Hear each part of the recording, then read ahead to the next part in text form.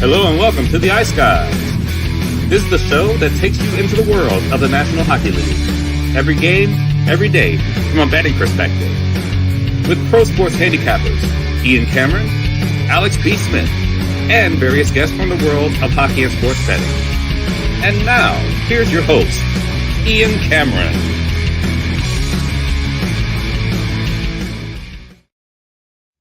Welcome to the Ice Guys, Sunday, March 31st, presented by Boston Hemp Inc. Ian Cameron, Connor Mack with you, ready to break down the Sunday NHL card, which has just one game on it. And like I said, the schedule that the NHL rolls out throughout the season, sometimes it leaves you scratching your head. I get it, it's Easter Sunday. And by the way, happy Easter to everyone that celebrates it. You know, when you look at this schedule, how you can go from 15 games yesterday to one game today. But this is typical NHL. I've been screaming and yelling and complaining about it and bitching about it for years. It's never going to change. This is the way they do things. Tuesdays are big cards, Thursdays, Saturdays, and then, of course, you got the rest of the week where you're lucky to get one game, two games, three games, not much more than that. But although I will say Sundays, they've had more games lately. It's just for some reason today they went with just one, maybe because of Easter. I don't know. The tournament in basketball, who knows? But it is just one game, Anaheim, Vancouver, on the docket today. Connor Mack, good to have you back. I know you missed the show last Sunday. How are things? How's the weekend been going? Weekend's been good. Super busy time. We're just talking in the back. You know, baseball's back, and I love baseball, but I'm trying to ease into it. You know, just everything's going so full board.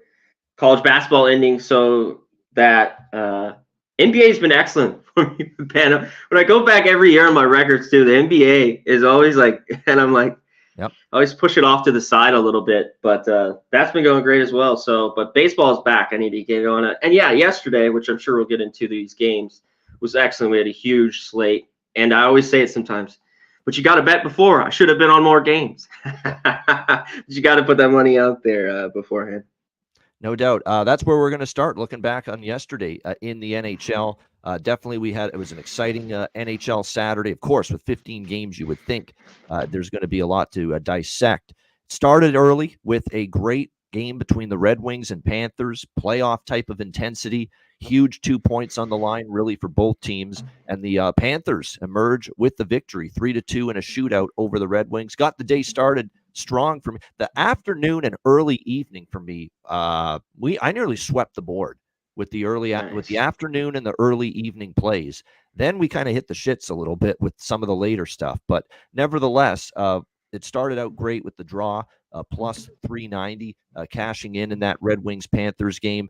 Dylan Larkin, goal prop 2. He comes up with the tying goal. Huge tying goal just to get Detroit a point. I know they wanted the 2 points, but to come out of there against a good Florida team, albeit struggling a little bit lately, and get 1 point, certainly significant. So well done by the Panthers there, 3-2 against the Red Wings.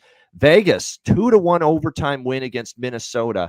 And I'll tell you what, John Hines, people called him a genius when he pulled the goalie in overtime so that they could try to win the game in regulation or overtime, which is a tiebreaker in the NHL as far as playoffs are concerned, where regulation wins is the first tiebreaker. So if you can win the game in regulation or overtime wins instead of a shootout, you get an advantage as far as the tiebreaker goes. So that's why John Hines weeks ago pulled the goalie in overtime against Nashville to try to win the game in overtime. And it worked because they scored right after they pulled the goalie. They got the extra attacker.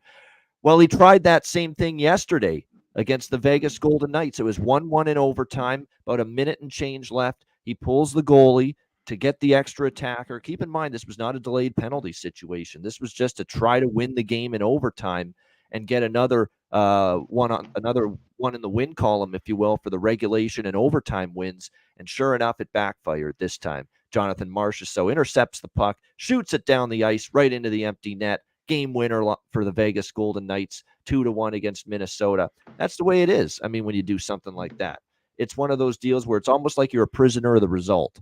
You know, if you score when you pull the goalie like that and take that risk, you're a genius, like John Hines was when they beat Nashville. Mm-hmm. When you tried it yesterday against Vegas and it backfired, and Marchessault scores into the empty net, all of a sudden you're a moron and you're an idiot and you can't coach anymore. So that's the way it's funny to gauge the reaction on Twitter yesterday. Everyone praising him when it worked against Nashville. Everyone throwing him. What a gutsy call. Yeah, ripping him.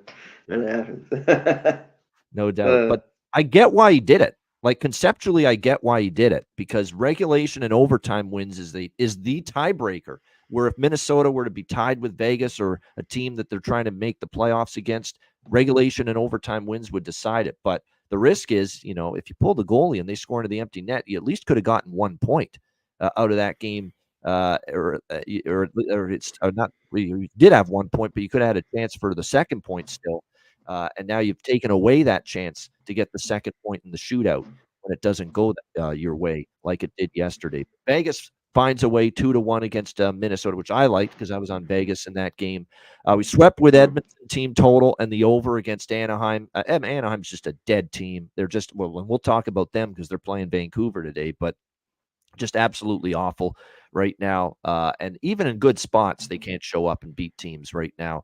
It's just an issue. John Gibson's had a terrible season, another rough go for him. 6 goals allowed, 6-1 Edmonton. Again, team total cashes, full game over cashes. And we mentioned this prop was one of my favorite props probably of the day, Adam Henrique to score against his old team. And sure enough, he did that for the Oilers, getting on the board against the Anaheim Ducks. Wild and crazy games at 6 Eastern, both of them. 8-5 New York Rangers against the Arizona Coyotes. And this was actually the game with my first loss of the day, and that was the Arizona money line. But I did have Arizona team total. I did have the full game over, which sailed over the number. And Jonathan Quick now, who was in net for the Rangers, not a great start from him. He won in spite of giving up 5 goals, but he gets the win. It was just an onslaught by the Rangers offensively. Another incredible game from Panarin as well. But Jonathan Quick becomes the all-time winningest U.S.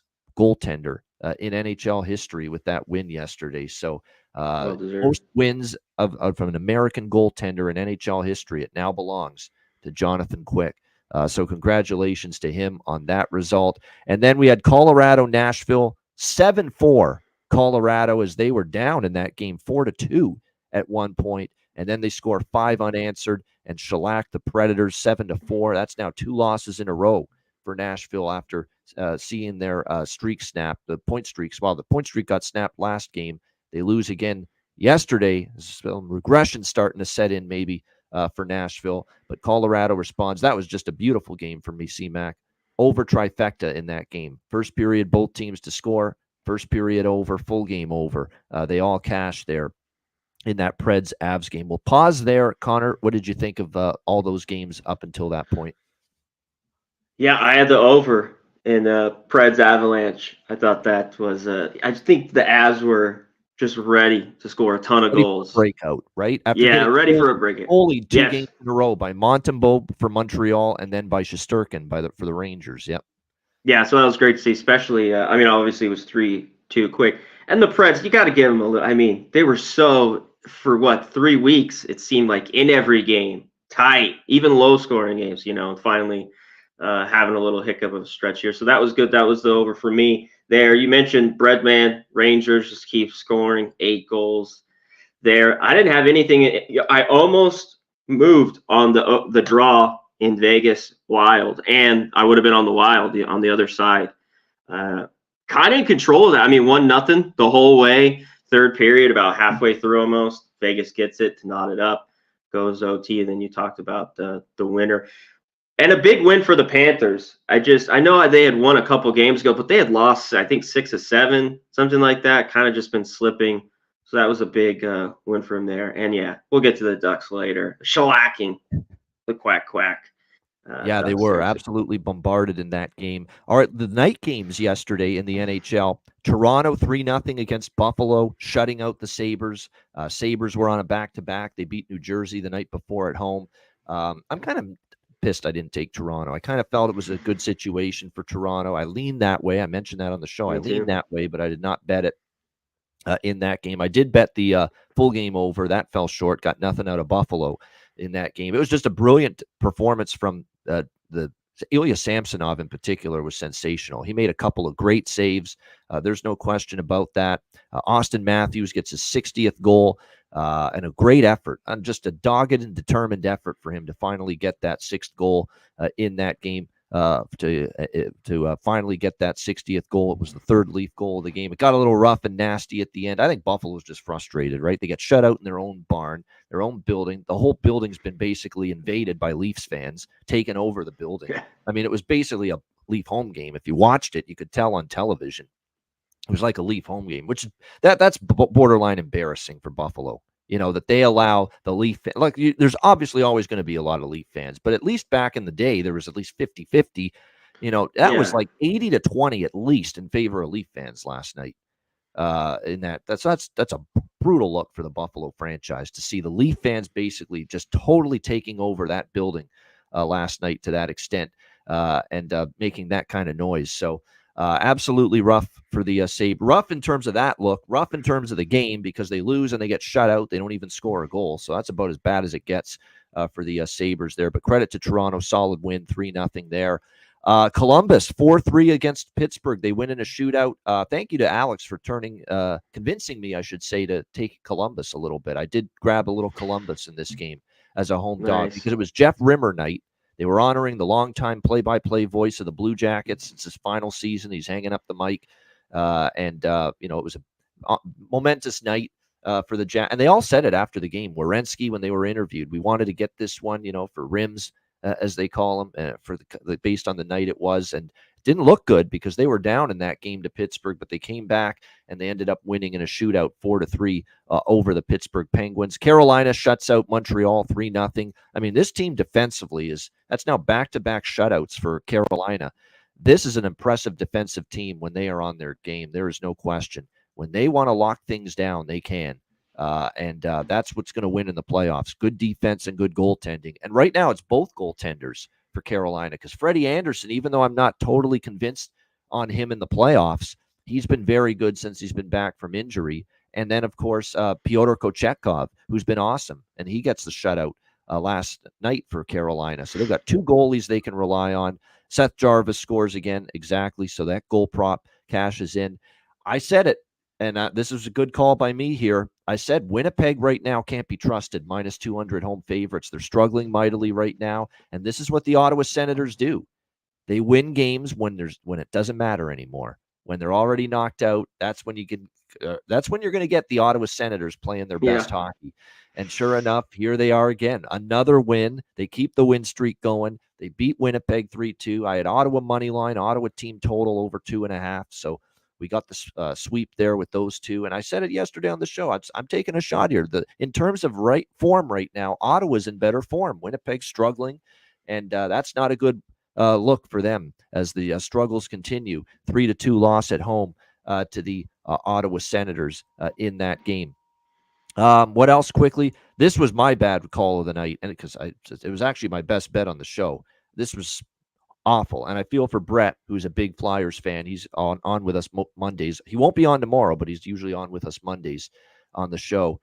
That is rock bottom. That's what John Tortorella described it as after the game. It was rock bottom for the Flyers. That's Chicago, okay? One of the worst teams in the league coming in there and just dummying you 5-1. You can't score against Arvid Soderblom, who is one of the worst goalies statistically this year in the NHL.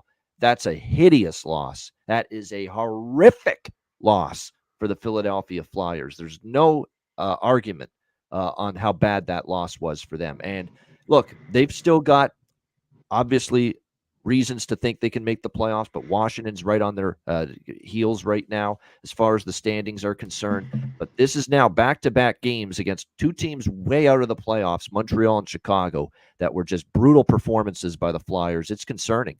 There's no doubt. Washington's now up to 82 points. They've caught the Flyers. And because the Flyers have two more games played, Washington's got 2 games in hand. Philly slipped all the way down to the second wild card now at 82 points, and Detroit is only 2 points back and with a game in hand on the Flyers. So all of a sudden, the Flyers look like they could miss. They could fall out of this thing right now if they don't stop the bleeding. And you're right, the power play's a disgrace, Brett. It's been this way all year. They haven't fixed it. Whoever's in charge of that power play on John Tortorella's coaching staff, I think he may need to get his resume polished up in the offseason, because I don't know how you bring that guy back with how bad and pathetic the power play has been this year for the Flyers. But that's an awful loss. Thank goodness I did have a piece of the over there in that game, 5.5. But most of the bet was Philly team total, and not even close. Terrible job by the Flyers last night. 4-1 Tampa Bay against the Islanders. We did split the. We did get the first period over. This was a profitable game because I had more money on the first period over in this game, which hit easily. And as Alex said, it might slow down after that, and it's exactly what happened. The Islanders didn't score after getting the first goal of the game. 4 unanswered by the Lightning, and a 4-1 win for Tampa over the Islanders. It's becoming pretty evident with the Islanders. You bet on them after a loss, you bet against them after a win. That's kind of the way it goes for them. They can't win 2 games in a row. They can't play good 2 games in a row. And we saw it again with the Islanders last night. Bruins 3-2 win over the Capitals in a shootout, albeit the Capitals still get one very important point in their push for the playoffs. Boston with a nice shootout victory, 3-2. And Jeremy Swayman was very good down the stretch, overtime and in a shootout to help the Bruins get the win. If the Flyers, Jets, they're right up there. Ducks as some of the absolute worst, hideous, pathetic performances, that you got to put the St. Louis Blues right up there. What on earth was that from a team that's trying to make the playoffs? You get shut out by Mackenzie Blackwood and the San Jose Sharks, 4-0 at home. The shots were 12-2 at one point in the second period in favor of San Jose. 12-2. The Sharks were out shooting the Blues. That's a hideous loss too.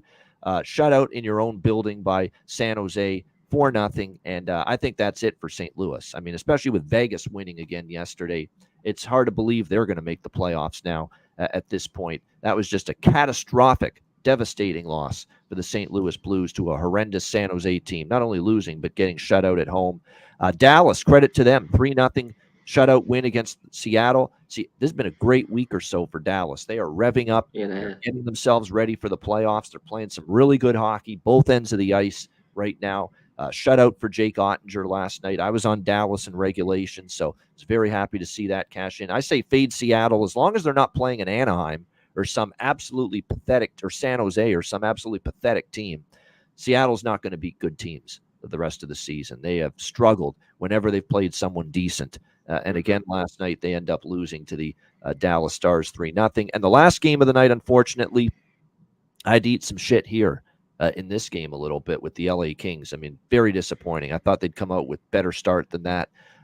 They lose 4-2 to Calgary. I did have the over for the full game, and I actually put more on the full game over once I saw that Riddick was in and once I saw Philip Deneau was out for the LA Kings. And that is something you want to focus on with LA moving forward. When Philip Deneau is out due to injury for LA, that's good news for the over. That's bad news for the under, because he is much more a defensive force than an offensive force, and he means so much to them defensively. He's one of their best defensive forwards, without a doubt, after Kopitar.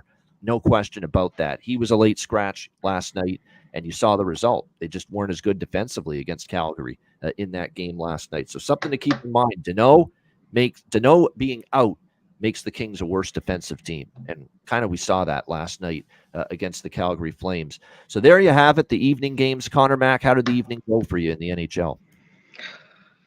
It was okay. I didn't have a ton. I had the Lightning, which was great. I wish I was a little bit bigger. I love that spot. I love how they're playing right now. And they had kind of beat it. The Islanders had gotten them a little bit, but they have consistency. It seems like they beat them 5-2, 4-1, like it kind of was yesterday. I had a little bit of the draw, but I lost. I had the Capitals at home. You talked about good one, though. 2-2.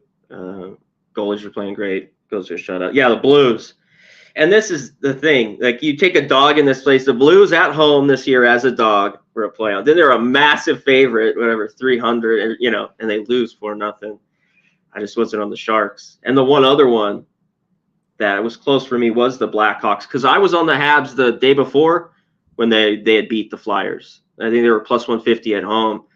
I should have been right back on the Blackhawks. That just Blackhawks, not very good hockey team, and not been cashing for me some of these spots. And the late one, Bavano, was the Flames here. They Kings that they just can look like such a team that's at the top and looks so bad.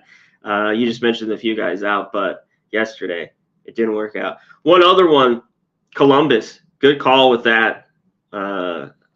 there and the over. They played just the day before, and I thought it'd be over. It was 3-2. I thought Columbus would tie it up or we get some more goals. Nothing happened there late. And then yesterday, they get the couple in the third, tie it up, and then win it. And that was it for me. Talked about, Jets are a little bit of trouble. You don't want to be playing this kind of hockey right now.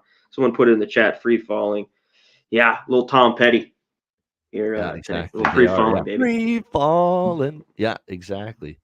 Free falling right out of the playoffs. The Blues I think Blues might be out already. And Philadelphia, man, these last two games, I mean, at least in the Ranger game, they gave up a shit ton of goals, but they lost in overtime to a very good team. This game, I mean, to lose like this to the Canadians and then last night to Chicago at home with that goalie, Arvid, Alex B. Smith, huge Blackhawks fan.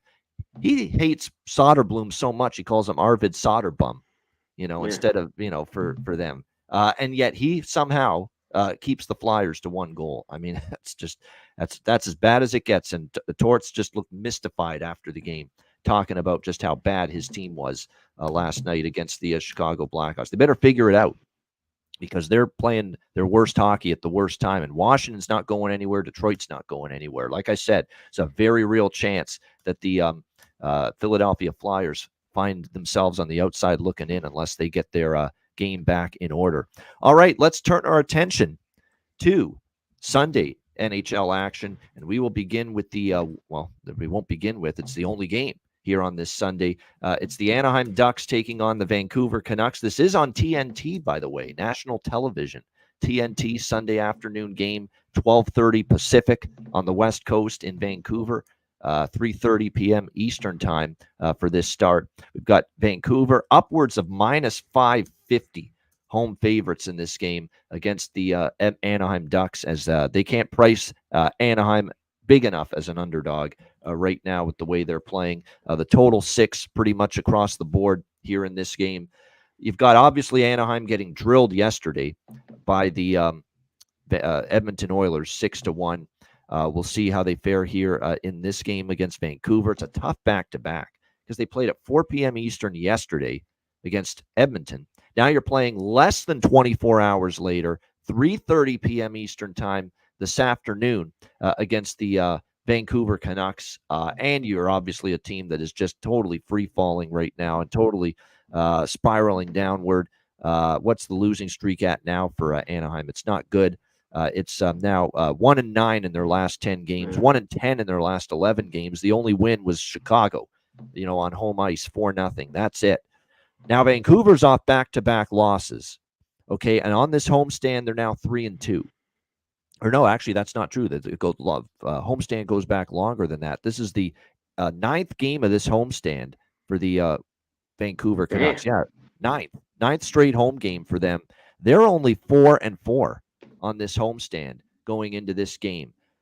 So this is a spot where Vancouver's got to win this game to secure a good homestand here in this matchup against the Anaheim Ducks. So I don't think they overlook Anaheim. Now, keep in mind, Demko's still injured, and Casey DeSmith has been the goalie repeatedly here for the Vancouver Canucks in recent games. But it looks like today they're giving him a rest. I think they see, hey, this is Anaheim. This is a team that's brutal right now. Let's make this be the game we give Casey DeSmith a rest. And they're going to turn to the Latvian netminder, who has played a handful of games in the past with this Vancouver team, mostly in the AHL. Arturs Silovs is his name.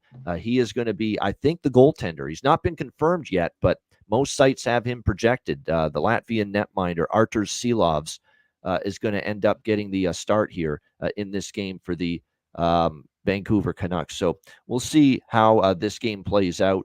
I don't, like with Vancouver, what I've noticed with them, especially in the games where they've led, they don't pile it on. So, yesterday I cashed a ticket with Edmonton team total because I said Edmonton can pile it on. That's how good they can be offensively against a really bad team. I don't think Vancouver's like that. I think Vancouver could start hot here, but if they get up, 2-0 after the first period, they'll park the bus. They won't necessarily look to go 3, 4, 5, 6-0 in this game like Edmonton did. Their focus has always been team defense. It's been that way for weeks under Rick Tocchet. They really want to play good, sound, structured defense, and if they get the lead, they're going to sit on it. That's been their MO here, especially down the stretch of the regular season. So I kind of think here Vancouver's got to take advantage here of this brutal Anaheim team. But I'm going to focus more on the first period in this game for Vancouver, maybe to jump on them. So I'll probably look at a little Canuck first period puck line in this game. Now, you're not going to get great value, obviously, with that because of how big a favorite they are in this game with the first period puck line. But it is available and it's out there. It's -0.5, -110, pretty much even money. But more than that, at BetMGM, it's one of the few books where you can bet first period team totals. And you can bet first period team totals by the half a goal. It's half goal increments, if you will. Mm-hmm. Like if you look at BetMGM, Vancouver Canuck first period goals, over one is -125, over 1.5 is +165. That's the way I'm going to approach this year, because I don't want to deal with too much with the puck line with Seelovs. Seelovs is a bit of an enigma. We'll see. It is Anaheim. It's a bad team. He might be able to shut him down, but I don't want to totally bank on that happening. So I would prefer team totals in the first period, even more than the puck line with Vancouver. So you can take Vancouver over 1 -125 first period team total and split it with Vancouver over 1.5 first period team total +165, because I do think they can come out strong. They got to bounce back here after a couple of bad games. Well, not bad games, but losses. They didn't play that bad against LA. They didn't play that bad against Dallas. And those were two pretty good teams. But they just didn't score enough. And that's what Rick Tocchet said. We've been overpassing a little bit. We just haven't been finishing as well as we need to. No better team to have what's ailing you and to cure you offensively than Anaheim right now. Even with probably Dostal, who's been better than Gibson, but even Dostal's had a couple of rough bumps in the last few weeks. So that's the way I'm probably going to approach it. Look, it's a tough game. We're talking about a -550 favorite. There's not a lot of value. And I want no part of Anaheim here with how bad they've been on a back-to-back. And like I said, I don't think Vancouver's going to overlook Anaheim.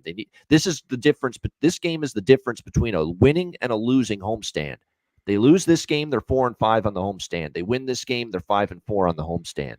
So that's absolutely the approach for me here. Is Vancouver team total over 1 -125, greater bet there, and a little smaller bet on the over 1.5 team total for Vancouver in the first period at +165. I do think they can get 2 goals in the opening period. And yeah, over 1.5 first period, Ray Vegas, that's not bad either. I might sprinkle on that too. And John's right too. Maybe first period, both teams to score, simply because Anaheim is facing, a goalie that is very inexperienced at the NHL level. He's only started a handful of games, Artur Seelovs, in the NHL. The question is, can they actually score early in this game? I think I'll probably sprinkle on the first period over, first period, both teams to score. But the focus for me is going to be the Vancouver team total over 1 and the Vancouver team total over 1.5 in the first period. And again, BetMGM has those bets. -125 for Vancouver, first period team total over 1, and +165 for Vancouver, first period team total over 1.5. And then and I don't want a full game team total, because I don't want to worry about 3-0 or 3-1 Vancouver and they sit on the lead, because they can do that when they get up, when they get in front. They don't, like I said, they don't always go after more goals when they're up comfortably in a hockey game. So that is why I am focusing and zoning in on the first period here with Vancouver in this game. What do you think here, Connor Mack, the one and only game, Anaheim-Vancouver? Yeah, the one and only game. I like what I was looking at this earlier, because -5, over 500. We're like getting to the You got to get creative, and that's what you got to get creative. And I think because you can go from there. If it doesn't cash and you're watching this game, you can get on something live. But I think at that I have 165 Vancouver first period over 1.5. I agree. I mean, why not take a stab with that in this one? The Ducks have just been bad. They're a team I wanted to jump on. We go back. I haven't bet them in probably 2 weeks, and they've been horrible. And remember, I did, Babano, when these teams last played, when they went to Anaheim. March 3rd was a Sunday. The Canucks needed a win, desperate. They went there. It was a pretty close game. I mean, they kind of outplayed them, outshot them, but 2-1 Ducks hung in there. And some of these last few games between them have been a little bit tight. Yeah, can Vancouver? Do they want to win 6-1? Of course they can, but I don't know if they will in this one. So yeah, I have a little bet with that, but that is it. I have nothing else in this game. I am looking at some props in this one, but maybe you want to hit it here at the end. Yeah, you know what? I am removing the Canucks puck line from my card. I'm not going to touch that. I'm just going to look team total because I don't want to worry about fucking Anaheim scoring in the first period and ruining that. I'd actually pivot to first period over, first period both teams to score, and the Canuck team totals in the first period over 1.5, and stay away from the puck line because Seelovs is who the hell knows how he's going to play. He hasn't played in an NHL game for the Canucks in quite some time, so that is a bit of a concern. It's true. That's where the great thing is. You really have to do some critical analytical thinking here as far as it's not just how much you bet and how much money you bet. It's what you bet. What type of bet do you make, especially in a game like this? And when you look at it here, it's that if I have Canucks puck line and I'm up 1-0 or I'm up in the first period and I'm looking good, I don't want to have that bet screwed up by Anaheim scoring with like a minute left in the first period and it's 1-1 in the first intermission and lose the puck line. Whereas if I have Vancouver team total over 1.5, I'll at least get a push on the over 1. 1.5. I'm hoping they can get 2 in the first. I think they can get 2 in the first. We would lose that. But then again, I would push the over 1 team total and I would hit the first period over in the first period, both teams to score. So that is why I want to eliminate any bet with Vancouver early because Seelovs is the ultimate wild card in this game. I want to eliminate any bet that requires Vancouver to be up or leading after the first period. So that's why the puck line to me is risky. And it's only -110. I don't even like the price all that much on the Vancouver first period puck line -110. So I'm taking that off the card and I'm going with just Vancouver team total over 1 and 1.5 in the first period. And we'll put a little bit on the first period over and first period both teams to score as well in this game, just in case we get that, early goal allowed by Seelovs. Maybe not, because this is Anaheim and Vancouver can play pretty good defense, but I don't fully trust it for a guy that hasn't started much games in the NHL. I think 5 games he started in the NHL. I don't think he started this year for Vancouver either. All his starts were last year or 2 years ago for them. So keep that in mind. As far as props for this game, Anaheim, Vancouver, certainly for the Canucks, we've talked about how Höglander and Garland in particular have had value playing on the top line with Elias Pettersson.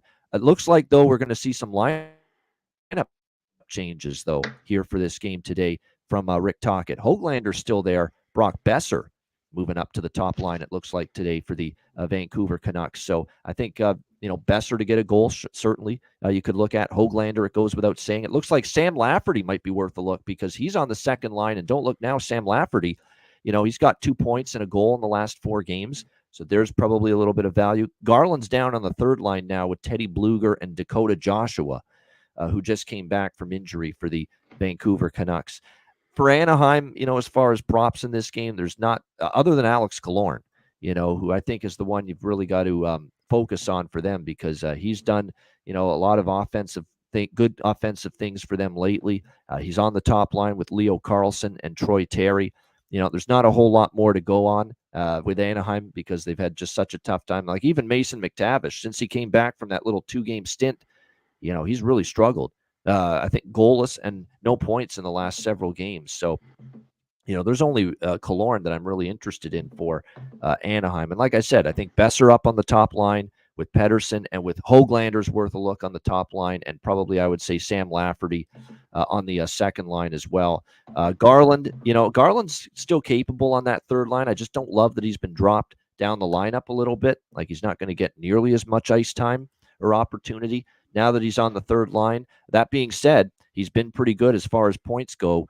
Going back to the last 4, 5, 6, 7, 8, 9 games, Connor Garland has a point in 7 of the last 9 games for the Vancouver Canucks. So he's done pretty well. So he still might be worth a sprinkle for props today, Garland, even though he's down on the third line. Connor, what do you think here for props? Any props you like for this game? Yeah, I was just going through it. I don't know about Garland. I think the price is okay. But this would be a game where he could, get plenty like his shots on goal are 2.5, right around -120, and right around +250 for the goal. I like the Lafferty. That's exactly what I was looking at. Babano, right around +435. I have here. I think that's a great price to get it. And other than that, someone mentioned in the chat. I mean, he's been the guy getting a ton of points and scoring goals. JT Miller. Look for him, maybe the first goal scorer. Someone put it in the chat. I think right around 700. Yeah, I I don't think he mind might be on that. the second line. I agree. I think he might be on the second line with Miller and with Joshua. That looks like I think what Yeah. Vancouver's going with. I think Baines and Bluger and Lafferty, I think, are on the third line for Vancouver, right? Or no, it's Lafferty on the fourth. Yeah, but yeah, they have Garland on the second. So it's RotoWire. I was going to say, I don't think he was Garland. going to third, but No. you got to watch these. Yeah. Okay, well that's good. That makes him probably a better, more positive expectation prop bet if he's going to be on the second line. So I'd still put Garland, Besser, and Höglander. Definitely my three favorite prop bets for Vancouver if I were to look in that direction. Garland and Lafferty for me. I There you have go. not a ton of money, but I got a few bucks on them. There you go. Exactly. Plus, you never know. It's a weird game. This is a game that could be 3-0. I definitely see Vancouver winning. That if they lose to Anaheim today on a back-to-back, and Anaheim 1-10 in their last 11 games. But never say never. We didn't think Philly would get bombed by Chicago at home. We didn't think St. Louis would get shut out by San Jose at home last night. This is a weird part of the season where you throw out the records, anything can happen. How motivated part of the year. I mean, they should be after the couple losses against two pretty good teams, Kings and the Stars. Yes. Yeah, they should. And this huge favorite, it's just, we will see. That's why I play the game. Yeah, no doubt. So we'll see how it goes. It's the only game on the card, and it's TNT this afternoon for Anaheim Ducks and Vancouver Canucks. All right, before we wrap up, actually, and get to bargain bin special of the night and best bet to wrap up the show, we're going to give you a little MLB and college basketball, just briefly, rapid fire. C-Mac, we'll start with you. The MLB board first. What out there is appealing to you right now at the moment? Nothing, Babano. I have still got to go over the MLB. I'm sorry, someone put it in the chat, Jack, the day already. Shoot me a message because I still have to go through this MLB card. I've only gone through a few of the first few games here. So nothing for me. You take it over. I'm sure you're ready to rock. I've already got the card. I mean, I like Orioles team total with what Raymond Reddington said. Over 4.5 Orioles team total. I like that.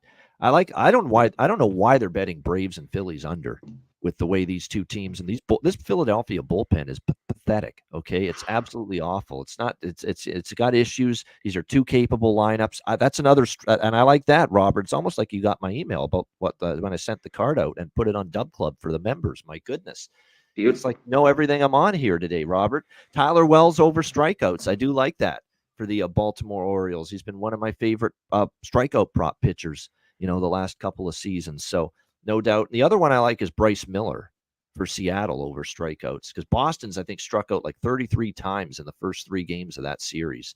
So they have been swinging and missing quite a bit, the Boston Red Sox. I'm on, Dodgers team total over and full game over. I've been betting those two things every Dodgers game in this series against the Cardinals. I don't trust Steven Matz. I just don't.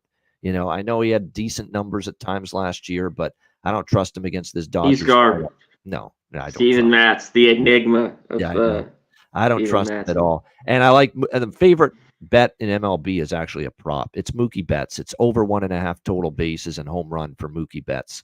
You just keep hitting that bet until it stops cashing. Exactly. He has been unbelievable with that, and I think he's hit that in 4 straight games over his total bases and the home run prop for the LA Dodgers. So you just got to keep going with that. Yeah, you just bet that till he goes cold. Yep. You just keep betting it because he's just. We were talking in the back when he gets hot, man, he can get on a roll. So Reds team total over and Nats Reds over. I like as well.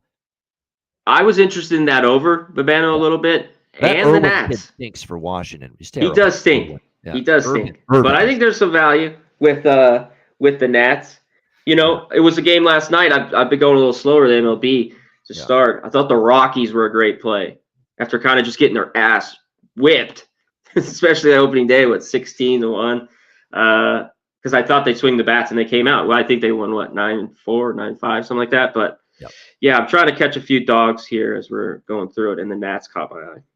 And by the way, great segue to mention that starting this week, we're going to have a Monday and a Wednesday live edition of the Bet with Bobano show with yours truly. I have rotating guests. We might be getting our guy CMAC right here on with us tomorrow on Monday at 4 p.m. Eastern, 1 p.m. Pacific. And we're looking forward to that. It'll be like the old days. We'll break down the MLB card, get you ready for Monday.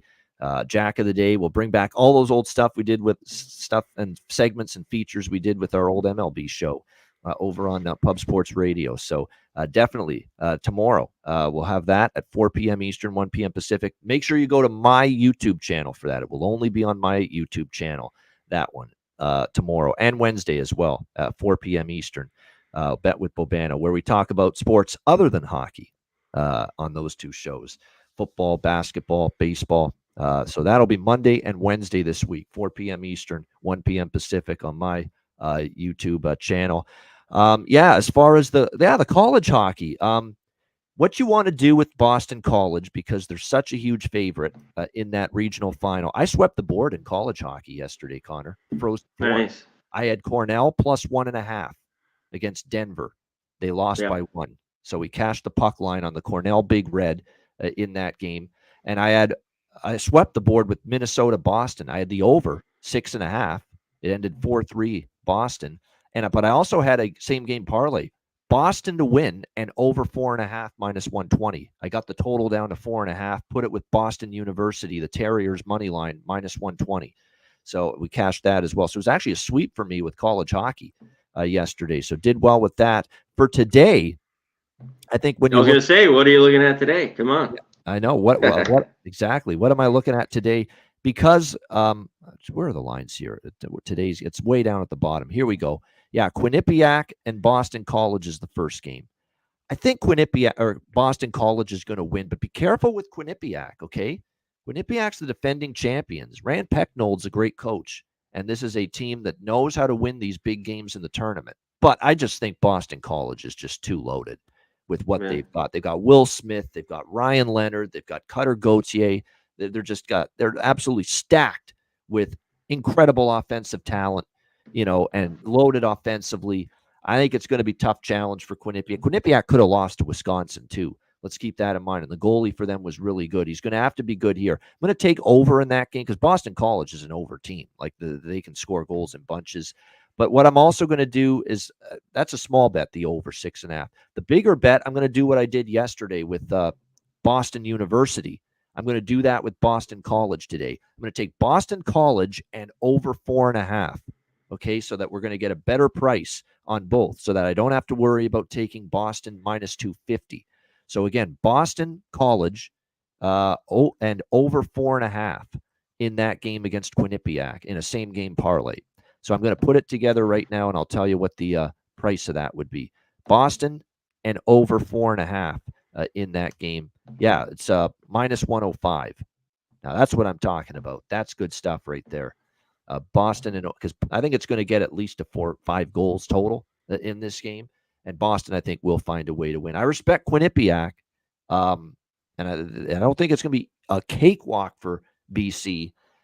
This is defending champions after all, the Quinnipiac Bobcats, but I think Boston will prevail. And then for Michigan State, look, Michigan State beat them, and they survived against Western Michigan. They looked like they were going to go out to Western Michigan. They tied it late in the third period, and then they won in overtime. We'll see how they fare here against Michigan. I think it's a coin flip. I think it's like a pick 'em. So I actually would lean to Michigan just because they're in revenge for losing a couple weeks ago. I could maybe see Michigan maybe getting them back here. I don't have a strong feel for that, but I'd lean Michigan. This is another one where I think you're going to see goals in that game. Michigan's a high-scoring team. Michigan State's a high-scoring team. Would lean a little bit over, but at 7 is pretty tough. They've priced it so high with 7. But I would still lean, if you can find a 6.5 out there, I'd be more interested in the over. But I think I lean Michigan there. But if I had a best bet, it's that same game parlay with BC and Quinnipiac. I really love that. BC and over 4.5. Get the total down to 4.5.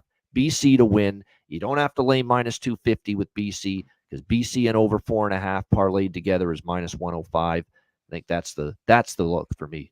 Just like I'd had with Boston U and over 4.5 against Minnesota yesterday. So there you go. Little college hockey, little for the regional finals there, and college basketball. Last of all, I haven't had a great round here this weekend. I mean, Houston, and I had a pretty sizable bet on Houston, and then I saw Jamal Shed go down, and it's like that's it for that.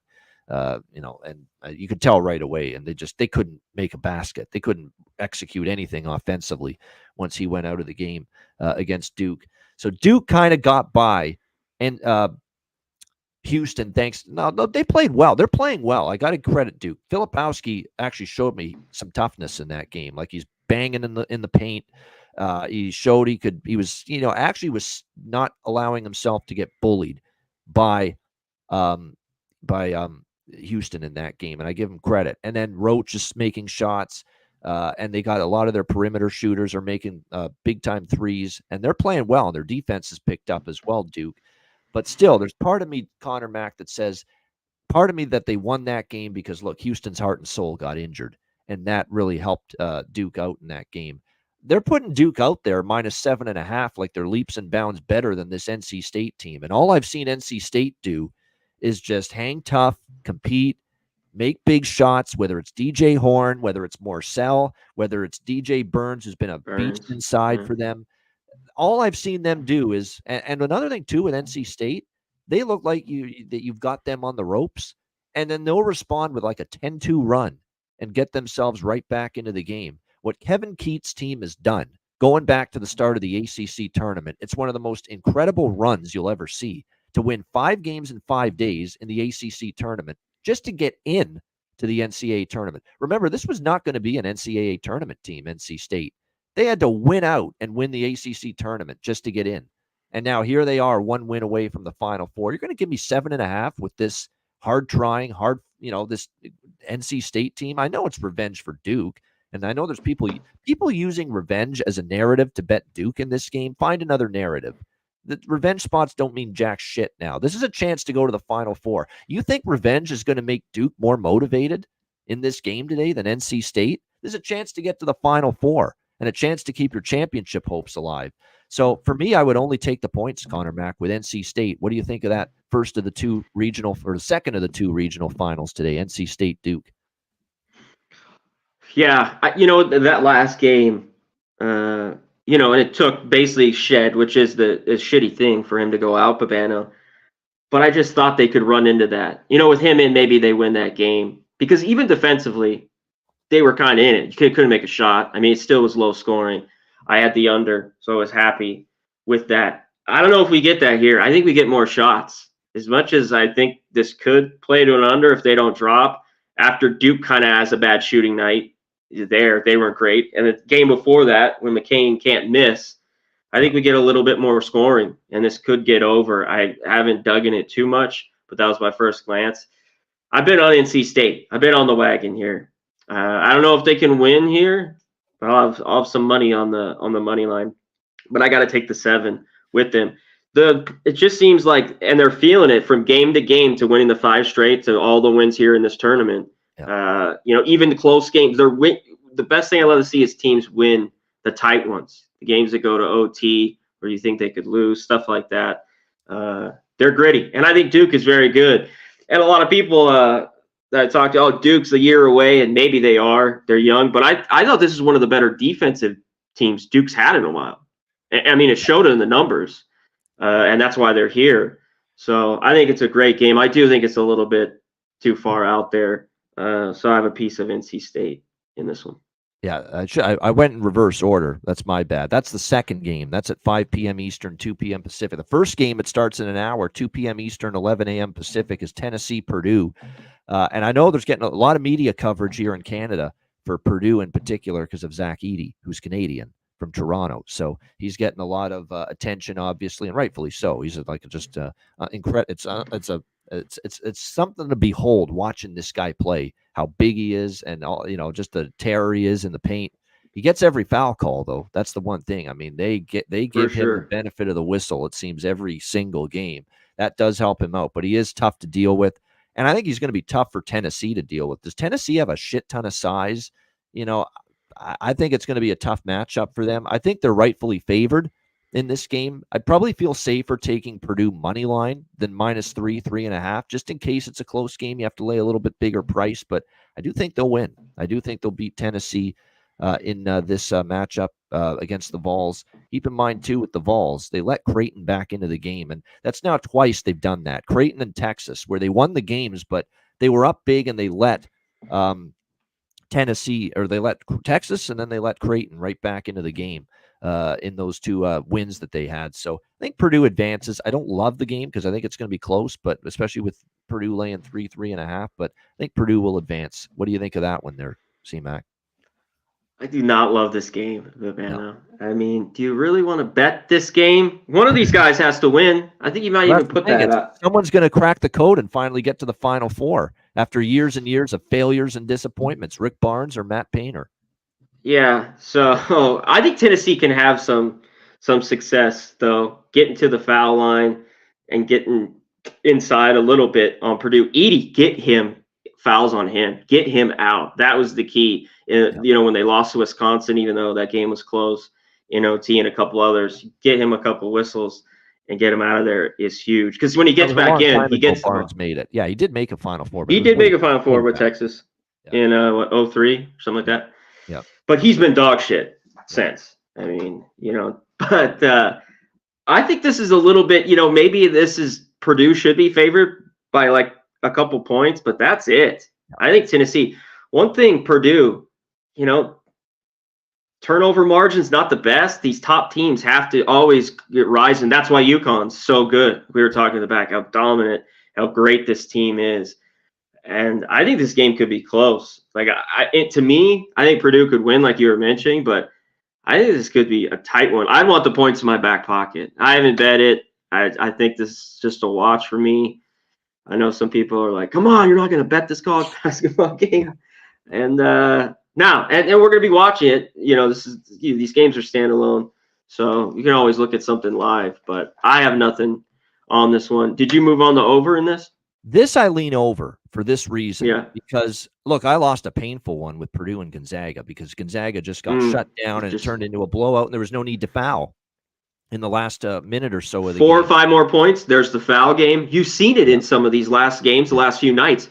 There's 16 points in the last 38 seconds, or you know what I mean? They're just, you need to get in that 7-8 point range. But I lean over here because I do think Tennessee can make some outside shot or make some shots here, and it depends on Connect. If Connect is going to play like he did in the second half against Creighton, that helps the over.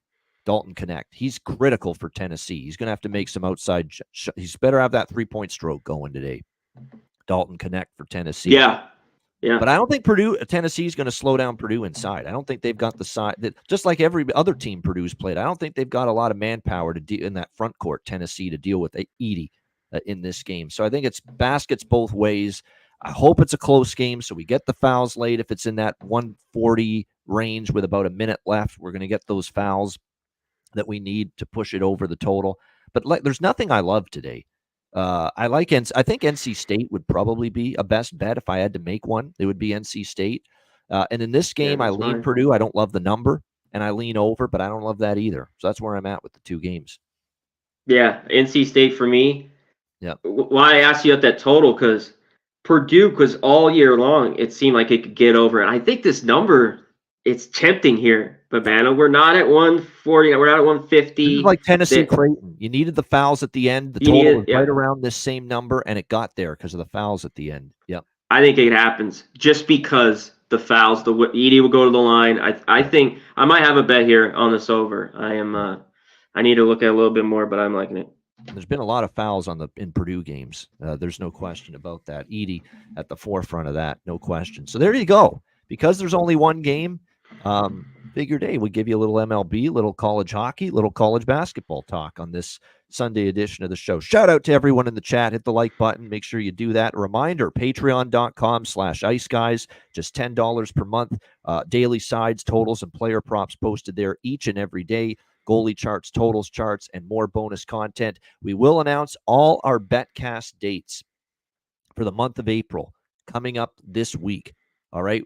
not only the free-for-all betcasts, but the Patreon-exclusive live betcasts as well. We're going to have a bunch for the remainder of the regular season and the playoffs. I don't think we'll have any this week, but starting next week, which is the week of April the 8th, that's when we're going to have a bunch of betcasts, free-for-all and Patreon-only exclusive. So we will announce those this week, and we are looking forward to a very busy month of betcasts on Patreon exclusive to members and also free for all. But again, make sure you sign up, patreon.com/iceguys. The thing that you want to sign up for too is that when we get to the playoffs, not only will the sides, totals, and player props be posted for both me and Alex each day, I will have same game parlays on the card as well for the Patreon page.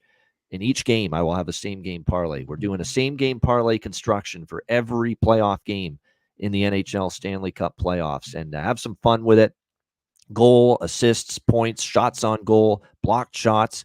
We can include anything we want in the same game parlays with the props.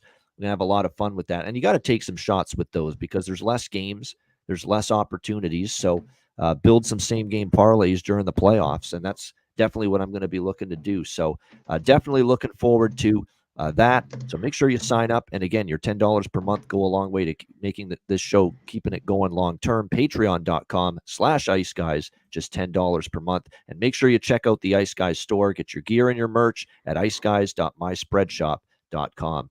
All right. Bargain bin special of the night and best bets for Anaheim, Vancouver coming up in just a moment, right after we hear from our great daily sponsors, Boston Hemp Inc.